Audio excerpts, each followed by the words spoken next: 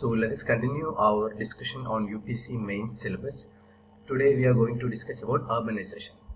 About urbanization, they can ask about the trends and pattern of urbanization, issues related to urbanization, status of service delivery and governance in urban areas, urban development projects, critical analysis of the smart city mission, sustainable development goals and its relations or implications on urbanization.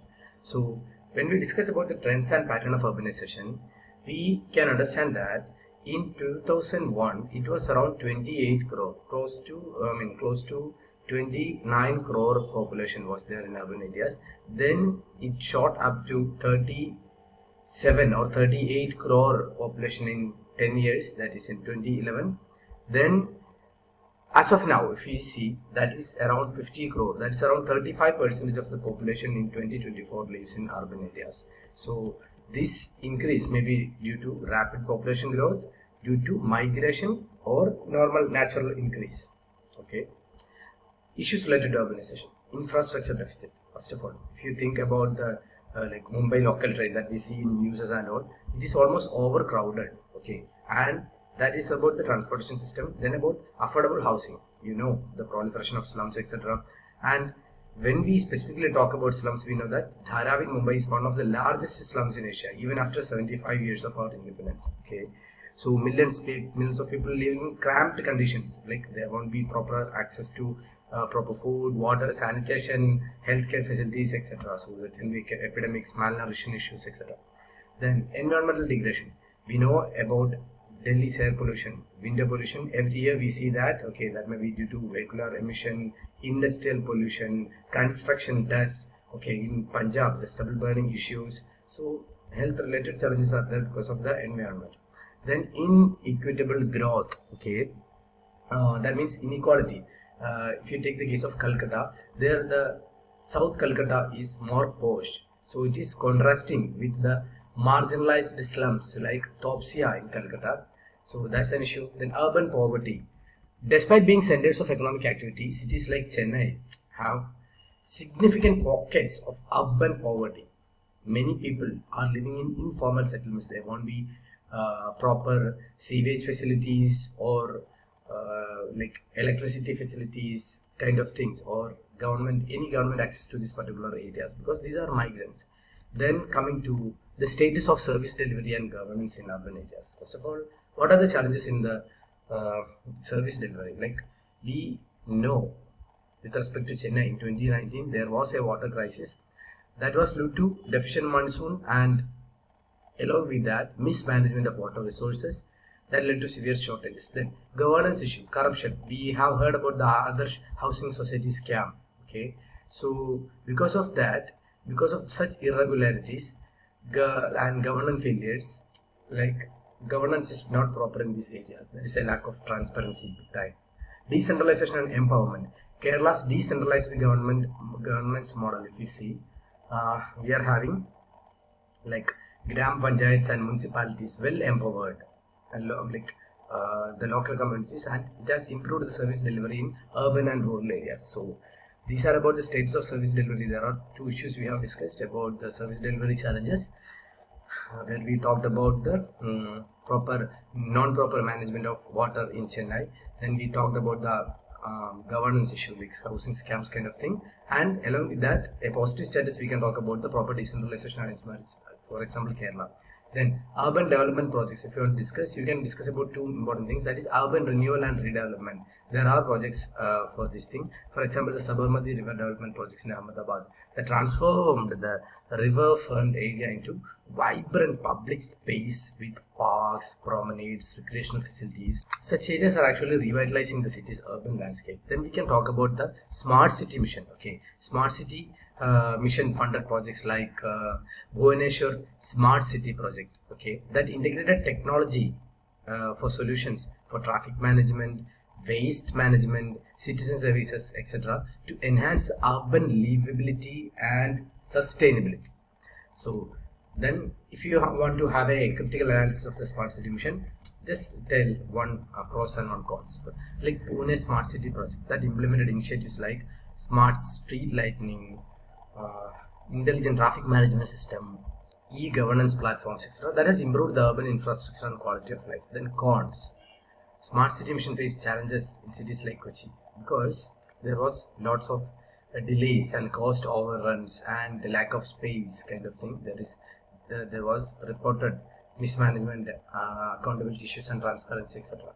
Then about sustainable development goal, if you want to discuss, one thing is regarding the alignment of sustainable development goal with urbanization. If you take the case of indoor, okay, in indoor, initiatives such as under the Swachh Bharat mission, including waste segregation, public toilets, cleanliness drives, etc., align with sustainable development goal 6. Okay, just remember that. Okay, that is related to clean water and sanitation. Sanitation 6. Okay, then sustainable development goal 11, sustainable cities and communities. Okay, that is there are like cities and communities 1 that is 1 and 1 11 sustainable development goal 11. So that's about sustainable development goals and urbanization.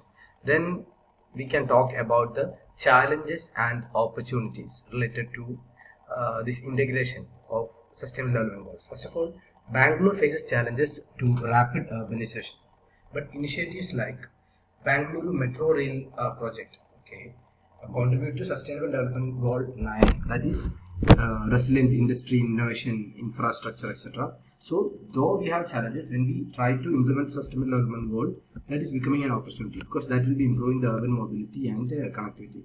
Then regarding the integration of the policy making with the sustainable development goal, if you take the case of Kochi Metro, they have incorporated energy efficient technologies like for construction of this particular Kochi Metro.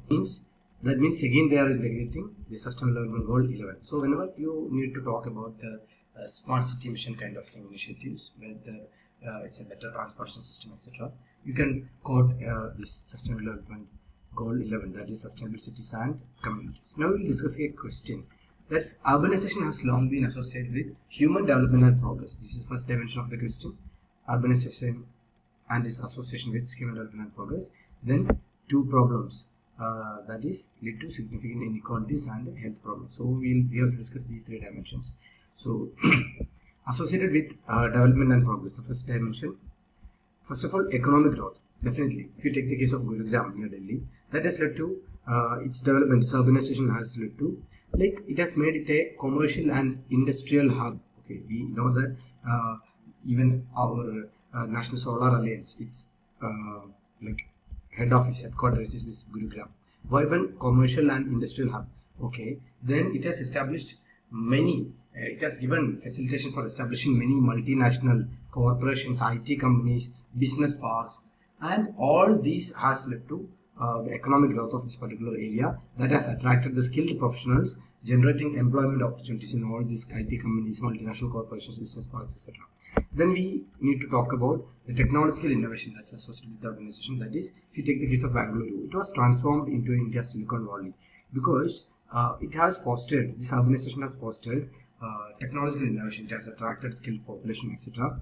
Then it is a home to thriving startups, research institutions, technology companies, etc. So that has led to innovations in the software development, biotechnology, and artificial intelligence. Definitely, we cannot ignore artificial intelligence when we talk about this smart city or technology. Then cultural exchange. If you take the case of Mumbai, it has now become a cosmopolitan. Not now, even for years, it had a cosmopolitan culture because it is facilitating the agglomeration of people from different regions, religions, and backgrounds. So it is a mixture or a melting pot of tradition, languages, cuisines, etc. So, and they are living in harmony. Social cohesion is there. Then, like associated with that, we need to talk about infrastructure development. Definitely, we know about the economic corridor projects, etc. kind of thing, and we talked about the Sabarmati riverfront development projects. So these things are transforming the areas. It is like having a cultural hubs, parks, promenades, public spaces, etc. That will be enhancing the quality of residents and visitors alike. Now, if you need to talk about the inequalities associated with this urbanization, first of all, economic disparities. We can have the luxury apartments like slums, etc. In Mumbai, which underscores the economic inequalities. While affluent residents enjoy modern amenities and luxury lifestyles, those living in slums face overcrowded conditions, inadequate sanitation, limited access to basic services, highlighting the disparities within the city. Then we need to talk the case of healthcare. Healthcare inequalities there. Affluent people means private hospital. If you take the case of Delhi, etc., where the treatments are costly. Then unequal distribution of health resources, that is perpetuating the health inequalities. Okay, so marginalized people are facing barrier to a quality healthcare. Then education divide. Definitely, the affluent families are receiving quality education in private institutions, while low-income people are attending often poorly equipped government schools. That's widening the education gap, kind of thing. Then housing inequities. Housing crisis in cities like Bengaluru highlights housing inequalities. While luxury apartments and gated communities are having they're having like posh colonies kind of thing, while migrant workers and low income families struggle to find affordable housing, leading to proliferation of informal settlements and slums on the city's outskirts. Now if you need to talk about the housing problems, health problems, okay, because question had this dimension as well. So air pollution, Delhi winter air pollution, that is due to the stubble burning in Punjab kind of thing areas. Then vehicular emission, industrial activity, construction dust. These are leading to respiratory illnesses, cardiovascular diseases, and premature death among the residents. Then, if you need to talk about sanitation issues, definitely health problems, sanitation you can easily find. Open defecation and inadequate sanitation facilities in the urban slums, that is contributing to the spread of waterborne diseases in cities like Kolkata and Chennai. Poor sanitation and infrastructure and lack of access to clean water lead to outbreaks of diseases such as cholera, diarrhea, typhoid, etc.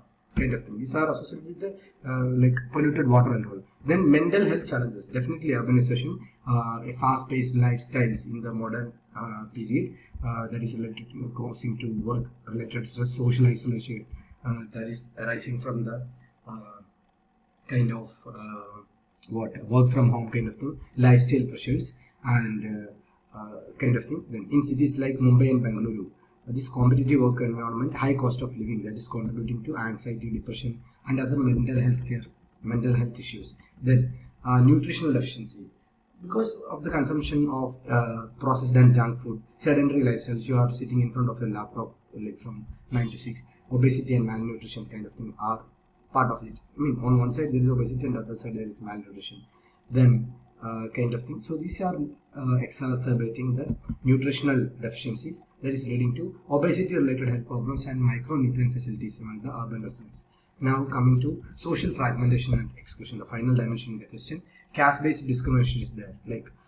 People are facing discrimination in access to housing, education, employment opportunities, etc. Because you won't be if you are a low profile or lower caste kind of people, you won't be easily getting housing, employment kind of thing. Then there are religious segregation where people live in gated communities, that is causing communal violence, social fragmentation, etc.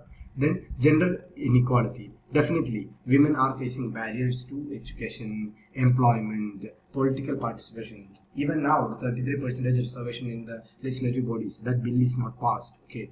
Then Delhi and all, we know that there are harassment, violence in public spaces, that is limiting the mobility and opportunities for the social and economic advancement. Then we can talk about the urban-rural divide.